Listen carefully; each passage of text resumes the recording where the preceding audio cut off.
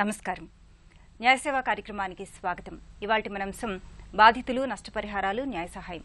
ఈ అంశంపై సలహాలు, సూచనలు అందించడానికి మనతో పాటు ఉన్నారు మూడవ అదనపు chief metropolitan magistrate, metropolitan court Hyderabad C Vikram గారు, అలాగే న్యాయవాది శ్రీమతి స్పందన సదాశివన్ గారు. వారిచ్చే విలువైన సలహాలు, సూచనలు స్వీకరిద్దాం. జడ్జి గారు, అసలు బాధితులు అంటే ఎవరు ఈ చట్టానికి లోబడి ఉంటారు? ఏదైనా సమాజంలో ఒక నేరం జరిగినప్పుడు దాంట్లో రెండు వర్గాలు వస్తాయి. అంటే మన ముందు రెండు విషయాలు వస్తాయి. ఒకటి నేరం చేసినవాడు, అంటే మన అక్యూజ్డ్ అంటాము. ఇంకొకటి బాధితులు, అంటే నష్టం జరిగిన వాడు కానీ లేదా వారికి ఏ రకమైన గాయాలైనా జరిగినప్పుడు వారు బాధితుల కిందకి వస్తారు. ఈ చట్టంలో విక్టిమ్ కంపెన్సేషన్ స్కీమ్లో జిల్లా న్యాయ సేవా అధికార సంస్థ ద్వారా ఏ రకంగా ఈ బాధితులు పరిహారాన్ని పొందగలుగుతారన్న విషయాన్ని చెప్తున్నాను. ఓకే, బాధితులు అంటే అసలు ఎవరెవరు వస్తారండి ఇందులో? కంటే దేనికి సంబంధించి బాధితులు వస్తారు? మానసికంగా ఉండొచ్చు, బాధితుల కేటగిరీలోకి ఇప్పుడు మనము సమాజంలో జరుగుతున్న క్రైమ్స్ ప్రకారం చూసుకుంటే యాసిడ్ అటాక్స్ జరుగుతున్నాయి, వాళ్ళు బాధితుల కేటగిరీలోకి వస్తారు. రేప్ విక్టిమ్స్ కానీ లేదంటే హెరాస్మెంట్ కానీ అగైన్స్ట్ ది ఉమెన్, వీళ్ళందరూ కూడా బాధితుల కేటగిరీ కిందకి వస్తారు. ఓకే, అలాగే ఈ బాధితులు నష్టపరిహార చట్టం ఏం చెప్తోందండి? అసలు ఈ పథకం ఏం చెప్తోంది? దట్స్ వాట్ ఈ పథకం ద్వారా జిల్లా న్యాయ సేవాధికార సంస్థ ద్వారా బాధితులకి ఏ రకంగా పరిహారం చెందుద్ది, ఎంత వస్తుంది, ఏమిటి అన్న విషయాలు ఈ చట్టంలో, అంటే చట్టం అని అనలేము, actually it's a scheme, victim compensation scheme అని వాడుతున్నాం మనం. సో ఈ స్కీమ్ ద్వారా ఏ రకంగా వాళ్ళు పరిహారాలు పొందగలుగుతారన్న విషయాన్ని దానిలో పొందుపరిచారు. ఓకే, స్పందన గారు, అలానే నష్టపరిహారం పొందాలంటే అసలు ఎలా అండి, ఎలా ప్రొసీడ్ అవ్వాలి, ఎవరిని కలవాలి? యాక్చువల్గా ఎవరైతే బాధిత మహిళలు ఉంటారో, అలానే బాధిత అంటే women, any women comes under ఈ స్కీమ్ కిందకు వస్తారు. Who are victims of domestic violence, or victims of dowry death, or victims of sexual assault, rape, gang rape, వీళ్ళందరూ కూడా ఈ స్కీమ్ కింద లోబడి వస్తారండి. వీళ్ళకి మనకి 2011లో GOMS 28 ద్వారా రిలీఫ్ అండ్ రిహాబిలిటేషన్ అనేది మనకి అప్పట్లో ఒక స్కీమ్ వచ్చింది. ఆ జీవో ప్రకారం అప్పుడు కొంత మాత్రం అంటే కంప్లీట్ గా ఫుల్ఫిల్ చేయలేకపోయేవారు. దాని తర్వాత మనకి SC/ST అట్రాసిటీస్ అంటే ప్రివెన్షన్ ఆఫ్ అట్రాసిటీస్ యాక్ట్ వచ్చిన తర్వాత దానికి GOMS 29 ద్వారా ఇంకొన్ని ఎనాక్స్చర్స్ యాడ్ చేసి వాళ్ళకు కూడా నష్టపరిహారం ఎలా పొందొచ్చు అనేది ఒక టేబుల్ ఫామ్ లో ఇచ్చారు. అయితే ఎప్పుడైతే మనకి సుప్రీంకోర్టు అత్యున్నత న్యాయస్థానం ఒక డైరెక్షన్ అనేది ఇచ్చి కొన్ని గైడ్ లైన్స్ ఫ్రేమ్ చేయమని అండ్ మన NALSA national legal services authority వారికి ఒక మోడల్ రూల్స్ ఫ్రేమ్ చేయమని అడిగినప్పుడు అది Nirupam Saxena and another versus union of ఇండియాలో వాళ్ళు పొందుపరిచిన గైడ్ లైన్స్ మనకి తెలంగాణ విక్టిమ్ కాంపెన్సేషన్ స్కీమ్ 2015కి ఇవి చేర్చబడ్డాయి అన్నమాట. చేర్చబడిన తర్వాత ఎవరైతే విక్టిమ్స్ ఆఫ్ ఇంజరీ, అలానే వాళ్ళు ఇంజూర్డ్ అవుతారు, వాళ్ళు అనేక రకాలైన అంటే మానసికంగా, శారీరకంగా, ఎమోషనల్ గా ఏదైనా ఒక పెయిన్, అంటే ఎప్పుడైనా ఒక క్రైమ్ అనేది అది అగెనిస్ట్ ద పర్సన్ అయి ఉంటుంది. ఇప్పుడు వాళ్ళ అంగీకారం లేకుండా వాళ్ళ పైన ఒక అసాల్ట్ జరిగినప్పుడు విమెన్ మీద, సో వాళ్ళందరూ కూడా ఈ పరిధిలోకి రాబడతారు. అయితే వీరికి వెంటనే కావాల్సింది వైద్య సహాయం, తర్వాత రిహాబిలిటేషన్ అండ్ రిలీఫ్. వాళ్ళకి మనకి కాన్స్టిట్యూషనల్ రైట్ ఉంది. వాళ్ళ పైన జరిగిన ఒక అత్యాచారానికి కానీ ఒక అఘాయిత్యానికి కానీ వాళ్ళకి ఇమీడియట్ గా రాష్ట్ర ప్రభుత్వం మనకి 357A కూడా చెబుతోంది క్రిమినల్ ప్రొసీజర్ కోడ్ లో. మళ్ళీ కంటిన్యూ చేద్దాం, కాలర్ రెడీగా ఉన్నారు. వైజాగ్ నుంచి గోవింద్ గారు. హలో. హలో, నమస్తే. నమస్తే అండి గోవింద్ గారు, చెప్పండి. జడ్జి గారికి, లాయర్ గారికి నమస్కారం అండి. చెప్పండి మేడం. యాక్చువల్గా నాది ఒక కొద్ది లెంతీ క్వారీ.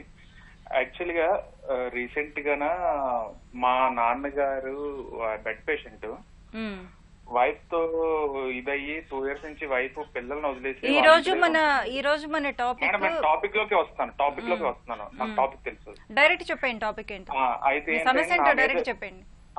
ఫస్ట్ యాక్చువల్ గా 498 తర్వాత సెక్షన్ డిపి యాక్ట్ డిపి 3(4) నా మీద రైజ్ చేశారండి. తర్వాత మా నాన్నగారి మీద attempt to rape attempt to murder చేశారు. ఆయన ఒక బెడ్ పేషెంట్ అండి. సో వైఫ్ అలా చేస్తుంది, పిల్లలు కూడా నా దగ్గరే ఉన్నారు. Okay, so is this my strength or not, అంటే ఎలాగ నేను ఫైట్ చేయాలి? ఓకే, ఈ రోజు టాపిక్ యాక్చువల్ గా దానికి రిలేటెడ్ కాదండి. అదే మేడం, మా నాన్నగారి మీద కూడా మర్డర్ రేప్ అదే అటెంప్ట్ చేశారు. ఆయన అయితే బెడ్ పేషెంట్ అండి, 4 years నుంచి ప్యారలైజ్ అయిపోయి బెడ్ మీద ఉన్నారు. ఓకే, ఈవిడేంచే ఇష్టం వచ్చినట్టు అన్ని కేసులు పెట్టేసింది. అది దిశా పోలీస్ స్టేషన్ లో. ఓకే, దిశా పోలీస్ స్టేషన్ లో కేసు రైజ్ చేశారు.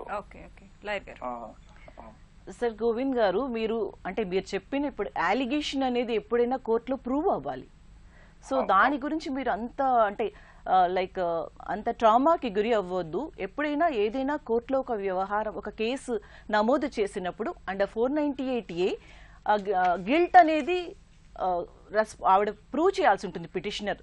సో దాని విషయంలో మీరు వరి అవ్వకుండా ఇందులోంచి నిజంగా ఆమె మీ మీద ఒక అసత్యమైన ఆరోపణ వేసినట్లయితే అది ప్రూవ్ చేసుకోవడానికి అనుకూలమైన కారణాలు చూసుకుని మంచి అడ్వకేట్ ని డిఫెన్స్ మీ వైపు పెట్టుకున్నట్లయితే మీరు తప్పకుండా సక్సీడ్ అవుతారు. ఓకే, ఇంతకుముందు మనం మాట్లాడుకుంటున్నాము ఎలా అప్రోచ్ అవ్వాలి, ఎవరిని కలవాలి. Code of civil procedure code లో 357 లో కూడా ఇది చాలా క్లియర్ గా చెప్తారండి. జడ్జిమెంట్ టైంలోని అంటే నార్మల్ గా మనం ఇక్కడ 2-3 డైమెన్షన్స్ చూసినప్పుడు ఇందాక జడ్జి గారు చెప్పారు, ఒక విక్టిమైజ్ అయిపోయిన ఒక అమ్మాయిని పక్కన పెడితే మన ప్రాసిక్యూషన్ గానీ కోర్టు గానీ మనందరూ చూసేది నేరస్తుడు ఎంత నేరం చేశాడు, ఆయనకి ఏ రకమైన శిక్ష వేయాలి అని.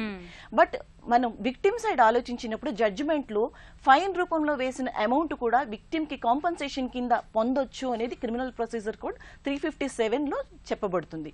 అలానే 357A లో ఎప్పుడైతే ఒక రాష్ట్ర ప్రభుత్వం కేంద్ర ప్రభుత్వంతో ఒక కోఆర్డినేషన్ పెట్టుకుని దానికి అంటూ ప్రత్యేకంగా ఒక ఫండ్ ఏర్పరచుకుని విక్టిమ్ కి కాంపన్సేషన్ అంటే తనకి లాస్ అండ్ ఇంజరీ, ఆమెకి ఏ రకమైన మానసిక క్షోభ గానీ ఎనీ బాడీలీ ఇంజరీస్ వీటన్నిటికీ కూడా తను ఎలా రిహాబిలిటేట్ చేయాలి, తనకి వైద్యపరమైన సదుపాయం ఎలా అందించాలి అనే దానికి ఒక స్కీమ్, ఈ స్కీమ్ కింద ఫండ్ అనేది సెక్యూర్ చేసుకుని వాళ్ళకి పీరియాడికల్ గా at the time of the FIR అంటే అది క్రైమ్ ను బట్టి కూడా ఉంటుంది, ఆమె మీద జరిగిన అత్యాచారమా గ్యాంగ్ రేపా అలా ఇవన్నీ కూడా అంటే ఫేజ్ వైజ్ ఇప్పించడం జరుగుతుంది. At the time of the FIR 25% and charge sheet file చేసినప్పుడు అనదర్ 25% అండ్ ట్రయల్ పూర్తయిన తర్వాత అనదర్ 50%.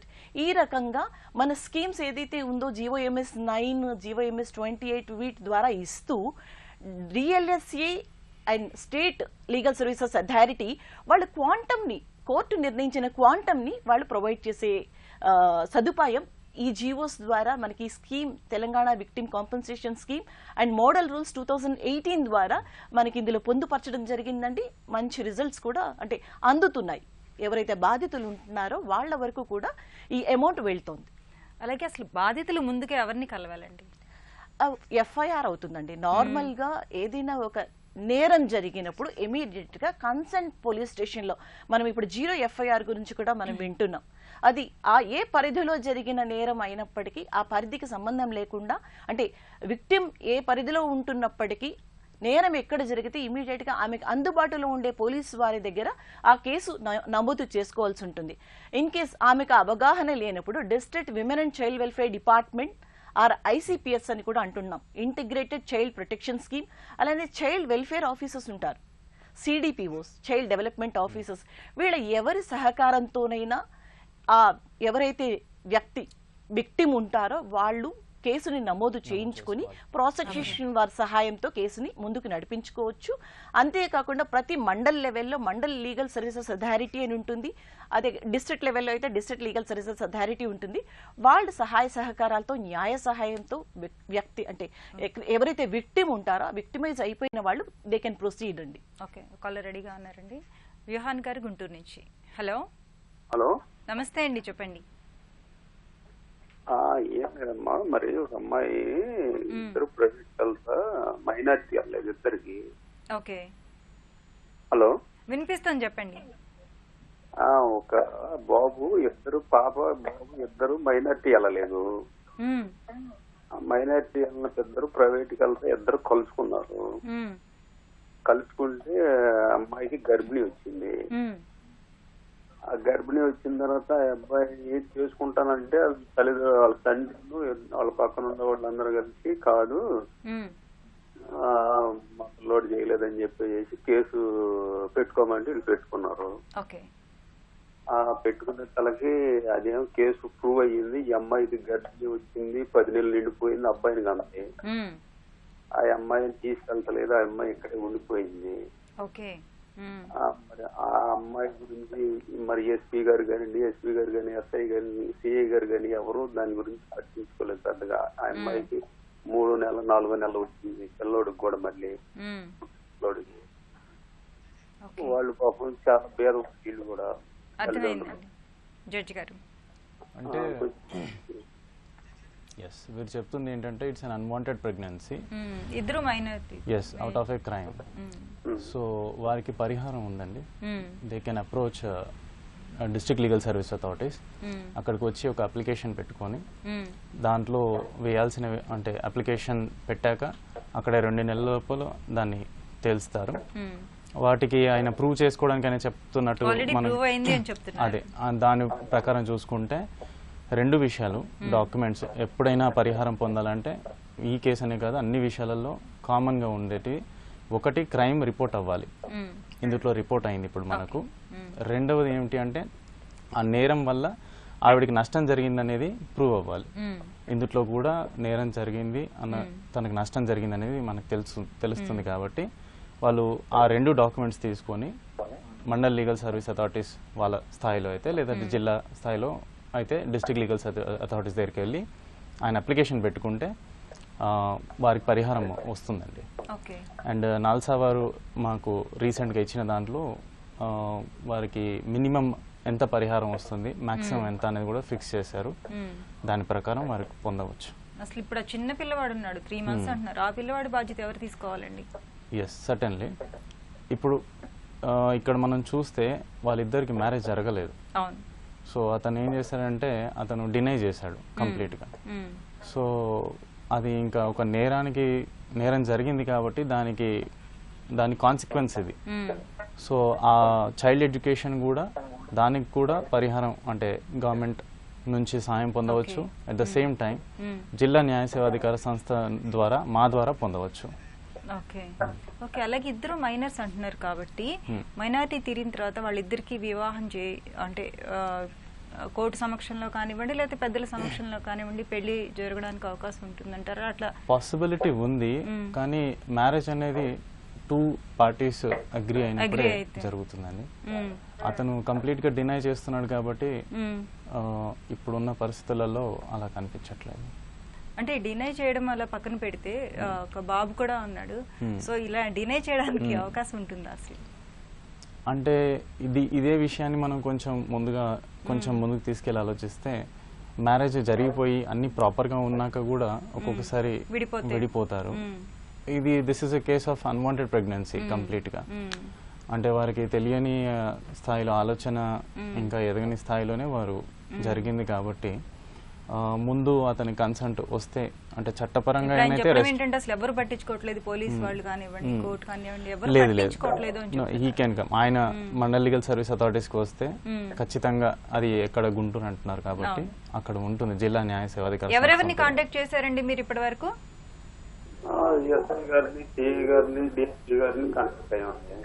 ఏమంటారు వాళ్ళు?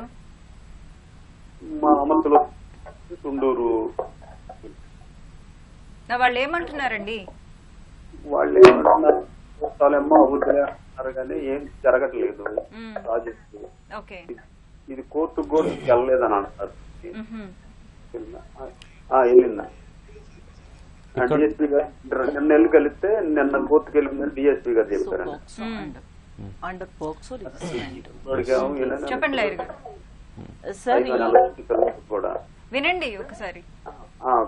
మైనర్ మీద జరిగింది ఇది అంటే పోక్సో యాక్ట్ కి సంబంధించిన సార్ 18 సంవత్సరాల లోపల బాలిక మీద గాని బాలుడి మీద గాని లైంగిక చర్య అంటే ఆమెకి వ్యతిరేకంగా ఇష్టం ఉన్నా గానీ ఇది అండర్ పోక్సో యాక్ట్ కిందకి వస్తుంది. 2012 protection of children from sexual offences act కిందకి వస్తుంది. సో ఈ యాక్ట్ కిందకి వచ్చిన తర్వాత మీరు ఎఫ్ఐఆర్ కోర్టులో అంటే మీరు పోలీస్ స్టేషన్లో ఫిర్యాదు చేశానన్నారు. సో ఫిర్యాదు చేసిన తర్వాత మీకు అంటే చాలా క్రిస్టల్ క్లియర్ గా కనిపిస్తుంది బేబీ కూడా ఉన్నాడు, ప్రెగ్నెంట్ కూడా అయింది అంటే మీకు డిఎన్ఏ కి కూడా పోలీసు వారు వేసుకుని ఉంటారు. అందులో ఫస్ట్ నష్టపరిహారంగా ఇనీషియల్ గా 25,000 ఎఫ్ఐఆర్ స్టేజ్ లోనే రావాల్సి ఉంటుంది. మీరు women and child welfare department అండి, మీకు అంగన్వాడీ ఆఫీసులు అంటూ ఉంటారు. ఆ మెయిన్ ఆఫీస్ కి వెళ్ళి లేదా అక్కడ గుంటూరులో సిడిపిఓ ఉంటారు, చైల్డ్ డెవలప్మెంట్ ఆఫీసర్, వారి దగ్గరికి వెళ్తే విక్టిమ్ రిలీఫ్ ఫండ్ లో నుంచి ఇమ్మీడియట్ గా ఆ బాబుకి అంటే ఎవరైతే పుట్టిన బేబీ ఉంటారో తనకి సంబంధించి అలానే ఈ విక్టిమ్ గర్ల్ కి సంబంధించి రిహాబిలిటేషన్ పర్పస్ కి ట్రామా కౌన్సిలింగ్ కి వీటన్నిటి కూడా ఇమ్మీడియట్ గా స్టెప్స్ తీసుకుంటారు. అలానే మండల్ లీగల్ సర్వీసెస్ అథారిటీకి కానీ అక్కడ state legal service district legal services అథారిటీకి కానీ మీరు వెళ్ళొచ్చు. మీకు ఎఫ్ఐఆర్ స్టేజ్లో 25,000. ఒకవేళ ఛార్జ్ షీట్ అయ్యి ఉంటే అంటే వారు కొంచెం చెప్పిన దాంట్లో నాకు అర్థమైంది ఏంటంటే ఇంకా కోర్టుకు వెళ్ళలేదు సమస్య. సో ఛార్జ్ షీట్ ఫైల్ చేసిన తర్వాత ఇంకొక 25,000 వస్తుంది. అలానే ఈ బేబీ ఎవరైతే ఉంటారో అది అన్వాంటెడ్ అంటే ఈ చైల్డ్ ఎవరైతే ఉంటారో ఒకవేళ ఆమెకి ఆ బాబుని పెంచుకోవటం ఇష్టం లేని పక్షంలో పాపని సిడబ్ల్యూసి వారి ద్వారా అడాప్షన్ కూడా ఇవ్వచ్చు. ఇంతే కాకుండా ఎవరైతే victims of rape, victims of sexual assault ఉంటారో వారికి పుట్టిన పిల్లలకు కూడా ఈ ఇప్పుడు మనకి కాంపన్సేషన్ అనేది ఈ స్కీమ్ లో పరిధిలోకే వస్తారు.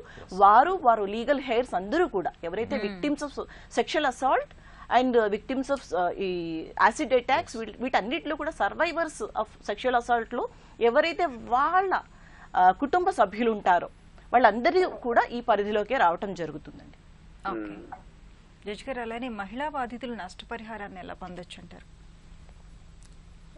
ఒక్కొక్క చట్టంలో అంటే బాధితులకి రకరకాల చట్టాలు ఉన్నాయి. అంటే ఒక రకమైన బాధకి దానికి సంబంధించిన పరిహారం ఈ రకంగా వేరియస్ చట్టాలు ఉన్నాయి మన దగ్గర. వాళ్ళు ఒక అప్లికేషన్ ద్వారా సింపుల్ గా ఏం చేయాల్సిన పని లేదు. వాళ్ళు ఫస్ట్ ఎఫ్ఐఆర్ వాళ్ళు కేసు నమోదు చేస్తారు పోలీస్ స్టేషన్లో. నమోదు చేశాక అక్కడ ఎఫ్ఐఆర్ ఇస్తారు. ఆ కాపీ తీసుకొని వారు ఇక్కడ మండల్ లీగల్ సర్వీస్ అథారిటీస్ కానీ డిఎల్ఎస్ఏ కానీ వెళ్ళి వారు అప్లికేషన్ ఇచ్చి ఈ రకంగా నేరం జరిగింది, దానిలో నేను బాధితురాలని, బాధకి సంబంధించిన డాక్యుమెంట్స్ వాళ్ళు అడగొచ్చు. ఏ రకమైన బాధని, శారీరకమైన అయితేనేమో మెడికల్ సర్టిఫికెట్ అడగొచ్చు. ఆ రెండు ప్రొడ్యూస్ చేస్తే సరిపోద్దండి. ఇందులో ఇంకొక విషయం గుర్తుంచుకోవాల్సింది ఏంటంటే ఇదివరకు ఉన్న చట్టాలకి ఇప్పటికున్న దీనికి కొంచెం వేరియేషన్ వచ్చింది. ఇదివరకు ఏమిటంటే కేసు రుజువు అవ్వాల్సిన అవసరం ఉండేది. ఇప్పుడు కేసు రుజువు అవ్వాల్సిన పని లేదు. బికాజ్ ఇక్కడ ఈ స్కీమ్ లో పర్టికులర్ గా చూస్తుంది ఏంటంటే బాధితులకి ఒక నేరం ద్వారా జరిగిన బాధకి సంబంధించి పరిహారం పొందవలసింది అనేది దీనిలో మెన్షన్ చేశారు. బట్ ఆ నేరం రుజువు అవ్వాలి అంటే నేరస్తునికి శిక్ష పడాల్సిన కంపల్సరీ ఏం లేదండి. చివరిన కేసు ఇమ్మీడియట్ గా రిలీఫ్ వస్తుంది. చివరిన కేసు కొట్టివేయబడ్డప్పటికి కూడా నేరం జరిగింది అండ్ బాధితులు దాన్ని సఫర్ అయ్యారు అనేది రెండు విషయాలు మాత్రమే వీటిలో చూస్తారు. అవి ఉంటే సరిపోయింది. అలాగే లాయర్ గారు, చిన్న పిల్లల మీద అఘాయిత్యాలు చూస్తూ ఉంటాం, మనం వింటూ ఉంటాం. ఇలాంటి పరిస్థితుల్లో ఏం చేయాలంటారు? అంటే చైల్డ్ అనగానే బిలో 18 అండి. A person who has not completed the age of 18 years ని మనం చైల్డ్ అంటాము. చిన్నపిల్లల మీద లైంగిక వేధింపులు జరిగినట్లయితే వారు పోలీస్ స్టేషన్కి వెళ్ళి ఒక కేసు నమోదు చేసుకోవాల్సి ఉంటుంది. అలానే పోలీసు వారే మెడికల్ టెస్ట్కి పంపించడం జరుగుతుందండి. అంటే వీటికి స్పెషల్ కోర్ట్స్ అనేది మనకి ఎస్టాబ్లిష్ చేయడం జరిగింది తెలంగాణ గవర్నమెంట్లో కూడా. సో స్పెషల్ కోర్టులో అంటే ఎక్కడ కూడా నేరస్తుడు ఎవరైతే నేరం చేశాడో అతను ఎక్కడ కూడా ఈ చిన్నపిల్లలకి ఎదురుపడకుండా చాలా సెక్యూర్డ్ కండిషన్స్లోనే పిల్లల్ని పెట్టడం కానీ వాళ్ళ కేసెస్ నడిపించడం కానీ జరుగుతాయి. ఈ విక్టిమ్ కాంపన్సేషన్ స్కీమ్ కాకుండా అండర్ ఈ చిన్నపిల్లలు మైనర్ పిల్లల మీద జరిగే అత్యాచారాలకి పోక్సో చట్టం ద్వారా కూడా కాంపన్సేషన్ అనేది ఆ చట్టమే కలిగిస్తోంది. అలానే ఏదైతే స్పెషల్ కోర్ట్స్ ఉంటాయో ఆ స్పెషల్ కోర్ట్స్ సెక్షన్ 357A ద్వారా ఈ మన DLSA and state legal services authority అనుసంధానంతో ఏదైతే స్కీమ్లో ఇవ్వబడుతున్న పరిహారం ఉందో ఆ పరిహారాన్ని ఆ క్వాంటమ్ ఆ పిల్లల మీద జరిగిన ఆ విక్టిమైజ్ అయిన ఆ బాధితురాలకి ఎంతైతే పెయిన్ అండ్ ఇంజరీ సఫరింగ్ వీటన్నిటినీ క్వాంటమ్ అంటే ఈ పిల్లవాడికి ఈ పిల్లలకి జరిగిన నష్టపరిహారం మనం 5 lakhs ఇవ్వాలి, లేదా 6 lakhs ఇవ్వాలి, లేదా 3 lakhs ఇవ్వాలి. ఎందుకంటే as per the GO only ₹1,00,000 మాత్రమే వాళ్ళకి అర్హత ఉంది తీసుకోవడానికి. బట్ ఒకసారి డిస్ట్రిక్ట్ లీగల్ సర్వీసెస్ అథారిటీ కానీ స్టేట్ లీగల్ సర్వీసెస్ అథారిటీ కానీ స్పెషల్ కోర్టు ఉత్తర్వుల ప్రకారము ఆ నామ్స్ లో ఫాలో అయితే అన్లిమిటెడ్ అంటే ఎంతైనా కానీ వాళ్ళు ఆ పెయిన్ అండ్ సఫరింగ్ కి క్వాంటమ్ నిర్ణయించి ఆ పిల్లలకి పరిహారం ఇవ్వచ్చు. అలానే వాళ్ళు ఎడ్యుకేషన్, మెడికల్ పర్పస్ అండ్ వాళ్ళకి షెల్టర్ హోమ్స్ ఇవన్నీ కూడా ఉన్నాయి. ఈ పిల్లల విషయంలో చైల్డ్ వెల్ఫేర్ కమిటీస్ అని కూడా కాన్స్టిట్యూట్ అయి ఉన్నాయి ప్రతి జిల్లాలో. సో వాళ్ళకి కూడా ఒకసారి ఈ విషయాన్ని తెలియజేసినట్లయితే వాళ్ళ పిల్లలకి వాళ్ళ welfare of the children in the best interest of the children అంటూ ఉంటాము. పిల్లలకి ఏదైతే మంచిదో వాళ్ళ వెల్ఫేర్ని చూసుకుంటూ వాళ్ళకి ఏ రకమైన పరిహారం వాళ్ళు అంటే నిబంధనల ప్రకారం ఎందులోకి వస్తారో ఆ రకంగా మనం సౌలభ్యం కలిగించే అవకాశం ఉందండి. ఓకే, అలాగే జడ్జి గారు ఈ చట్టంలో ముఖ్య అంశాలు ఏంటి? అసలు బాధితుల నష్టపరిహార చట్టంలో ఉన్న ముఖ్య అంశాలు అంటే ఇది అంటే ఇంకొక విషయం కూడా మనం తెలుసుకోవాల్సింది, ఈ చట్టంలో పరిధిలోకి ఎవరెవరు వస్తారనే విషయంలోకి ఎవరి యాన్యువల్ ఇన్కమ్ అంటే ఫ్యామిలీస్ యాన్యువల్ ఇన్కమ్ 4,50,000 పై దాటకుండా ఉంటుందో ఆ లోపు ఉన్నవాళ్ళు అంటే సుమారుగా 37,500 నెలకి జీతం ఏదైతే వాళ్ళకి ఉంటుందో వారికే ఈ చట్టం వర్తిస్తుంది. అదొకటి మనం గుర్తుంచుకోవాల్సిన విషయం. తర్వాత ఇంకొక విషయం కూడా ఉంది మనం తెలుసుకోవాల్సింది. ఒక్కొక్కసారి నేరం జరిగినప్పుడు నేరస్తుడు ఎవరో తెలియని పరిస్థితి ఉంటుంది, నేరం జరిగి ఉంటుంది, అన్నోన్ అఫెండర్స్ అంటాం మనం. అలాంటి వారిని కూడా దీని కింద కవర్ చేశారండి. నేరస్తుడు ఎవరో తెలియనప్పటికీ కూడా అతను ట్రేస్ అవ్వకపోయినా ఆ అఫెండర్ తెలియకపోయినా కూడా సఫరెన్స్ ని ఆన్సర్ చేశారు. బాధితులకి సఫరెన్స్ ఏదైతే జరిగిందో అది వాస్తవం కాబట్టి, అది ఒక నేరం ద్వారా జరిగింది కాబట్టి వారికి పరిహారం పొందాల్సిందిగా దీనిలో మెన్షన్ చేస్తారండి స్పెసిఫిక్ గా. ఇంకొక విషయం మనం యాడ్ చేసుకున్నట్టయితే లైక్ ఎప్పుడైనా అంటే ఎలా వాళ్ళకి రిసీవ్ అవుతుంది ఈ యొక్క కంపెన్సేషన్ అనేది, అది డైరెక్ట్ గా బ్యాంక్ అకౌంట్ నుంచి bank account of the victim కి డైరెక్ట్ గా రీచ్ అవుతుంది. ఇఫ్ ఇన్ కేస్ అంటే సపోజ్ చిన్న మైనర్స్ ఉన్నప్పుడు ఏం చేస్తారంటే వారి పేరు మీదనే ఎఫ్డి ఒకటి చేస్తారు. ఆ ఫిక్స్డ్ డిపాజిట్ అనేది they are entitled to withdraw after attaining majority. ఒకవేళ ఇన్ ద మీన్ కోర్స్ అంటే వాళ్ళకి ఈ మధ్య కాలంలో వారికి ఎడ్యుకేషన్ కి కానీ అంటే genuine reasons like education and medication దానికి వారు అది విత్డ్రా చేసుకోవచ్చు, అంటే యూస్ చేసుకోవచ్చు. అది అలాగే ఇప్పుడు దీనికి సంబంధించిన పర్టికులర్ గా ఈ బాధితులకు సంబంధించి mandal legal services authority, district legal services authority ఇవి కాకుండా కోర్టులు కూడా ఉన్నాయి. మళ్ళీ దీనికి సంబంధించి ప్రత్యేకమైన కోర్టులు ఏమన్నా ఉన్నాయా ఈ కేసులకు సంబంధించి మాత్రమే, అంటే సత్వర పరిష్కారం కోసం? ఎస్, సర్టన్లీ ఉన్నాయండి.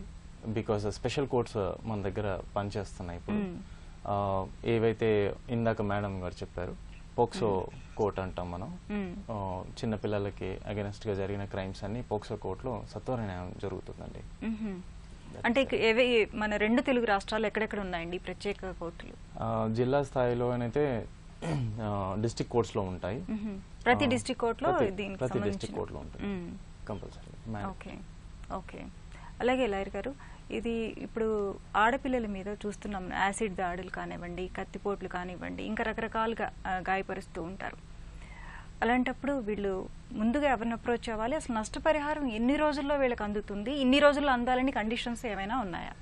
Yes, district legal services authority కానీ స్టేట్ లీగల్ సర్వీసెస్ అథారిటీ కానీ ఒక యాసిడ్ దాడి జరిగినప్పుడు లేదా ఏమైనా ఇలా మనకి ఇలాంటి అఘాయిత్యాలు జరిగినప్పుడు కానీ పర్టికులర్లీ యాసిడ్ అటాక్ కానీ బర్న్ అటాక్ జరిగినప్పుడు, బర్న్ డెత్స్ అయినప్పుడు, బర్న్ అంటే సర్వైవ్ అయినప్పుడు కూడా వితిన్ 15 days ఇమీడియట్ గా 2 లక్షల రూపాయలు శాంక్షన్ చేయాల్సి ఉంటుందండి. ఎందుకంటే ఫర్ మెడికేషన్ పర్పస్. అండ్ అలానే 60 days లోపల మొత్తం పరిహారం అంతా కూడా చెల్లించాల్సి ఉంటుంది. Within 7 days. అంటే చాలా కేసుల్లో ఇదంతా కూడా మనం ఒక ఎనాక్సర్, ఒక టేబుల్ మనకి ఇవ్వటం జరిగిందండి జీవోలో. అదేంటంటే పెయిన్ అండ్ సఫరింగ్ క్వాంటమ్, ఎంత పెయిన్, ఎంత పర్సంటేజ్ ఆఫ్ ద పెయిన్. ఇప్పుడు అటాక్, యాసిడ్ అటాక్ అనుకుందాం, డి ఫిగర్ అయిపోయారా, లేదా 30% అయిందా, 50% అయిందా. సో దీని ప్రకారం actually maximum up to 10 lakhs అండి, 10 లక్షల రూపాయల వరకు ఇవ్వచ్చు. అది అంటే ఒక రేప్ కేసులు, అత్యాచారం గురైనప్పుడు 5 లక్షల రూపాయల నుంచి మినిమం 7 lakhs వరకు ఇస్తూ ఉంటారు. అలానే అంటే ఇట్ ఈస్ గ్యాంగ్ రేప్ అయినప్పుడు 8.5 వరకు ఇస్తూ ఉంటారు అనమాట. If it is acid attack అయినప్పుడు అది క్వాంటమ్ నిర్ణయించబడుతుంది, పర్సంటేజ్ ఆఫ్ ద ఓన్, అంటే ఎలా అయింది, ఎంతవరకు అయింది, ఆమె ఎన్ని రోజులు పడుతుంది సర్వైవల్కి. సో ఇంతే కాకుండా మనకి కోడ్ ఆఫ్ సివిల్ ప్రొసీజర్ కోడ్లో చాలా క్లియర్గా చెప్తారండి. 357A, 358 అనుకుంటాం, నాట్.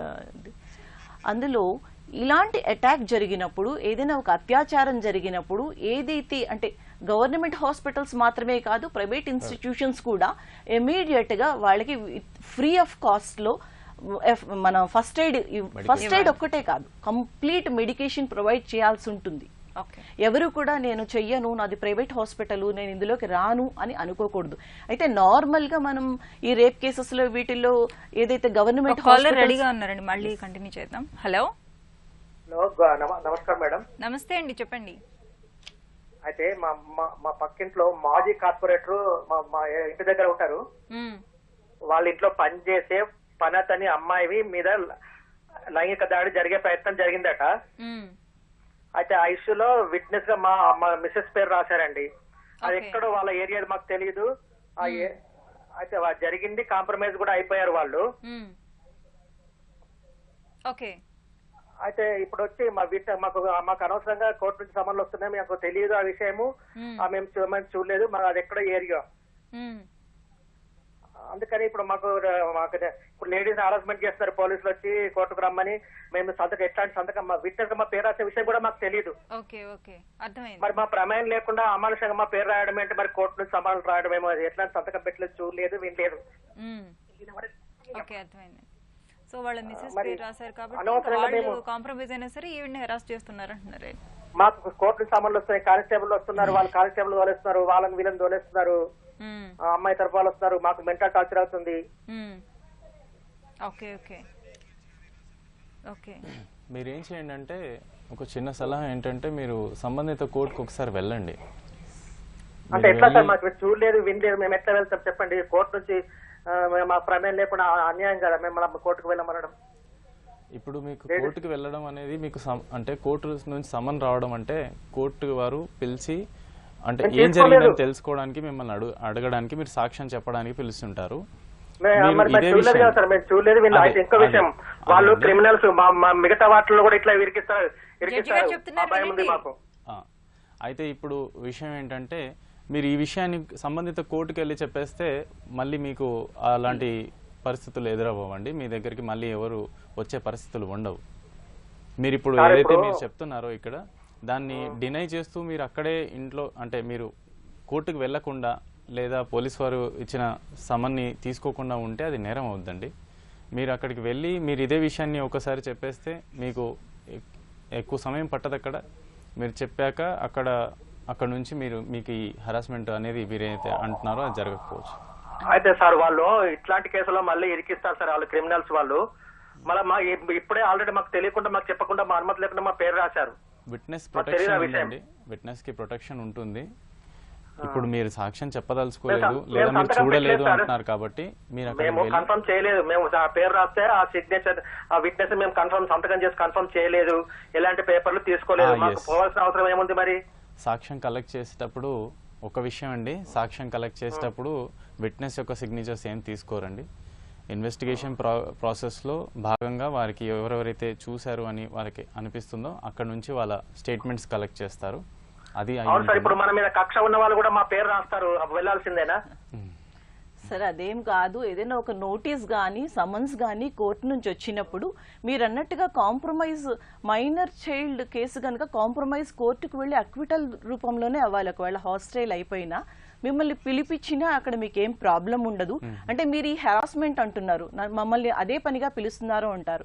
కోర్టులో జడ్జి గారు ఏమనొచ్చు అంటే బీడబ్ల్యూ నేను బెయిలబుల్ వారెంట్ ఇస్తాను, వెళ్ళి తీసుకురా అనొచ్చు. అందువల్ల మీరు ఏం చేయాలంటే వెళ్ళి ఒకసారి మాకు ఇందులో ఏ సంబంధం లేదని ఒక్కసారి చెప్పేస్తే మీకు పెయిన్ అండ్ సఫరింగ్ ఉండదు. Okay, thank you so much అండి. ఇప్పటి వరకు మనం బాధితులు, నష్టపరిహారాలు, న్యాయ సహాయం ఈ అంశంపై సలహాలు, సూచనలు స్వీకరించాం. వచ్చే శనివారం 9:30 న్యాయ సేవా కార్యక్రమంలో మళ్ళీ కలుసుకుందాం. అంతవరకు సెలవు. నమస్కారం.